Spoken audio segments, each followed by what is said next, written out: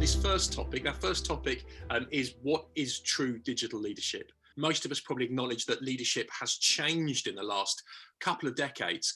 So if we're talking about being a digital leader, what does it take really to be a digital leader? What's your vision of what true digital leadership actually is? So I think I'm seeing a change in terms of a lot of enablement. It's not about just the leader, your classical scene where the leader's kind of the head of the pack and driving the rest of them to kind of follow suit. I think there's a lot of flexibility in his or her style. There's a lot of enablement through tools and technology.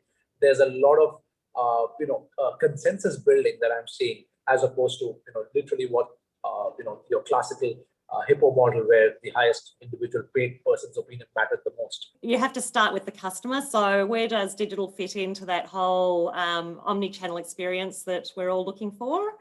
And to drive that transformation requires leadership in every direction. So it's not just as you would traditionally think of your team. Yes, you have to drive down to your team, but you also have to drive out to your peers and up to the board or the executive, depending on where in the business you are.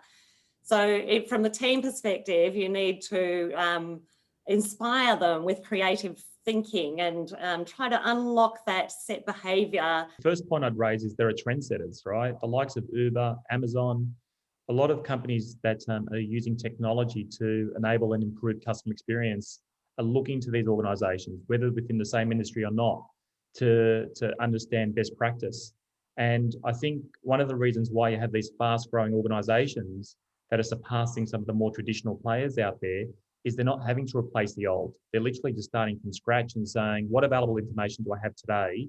What are some of the new trends, and what do I need to build to progress this and expedite the progression at the same time? So you get this accelerated growth. Brilliant. What a fantastic spread. That just reflects, I think, the different perspectives we've had from the three of you.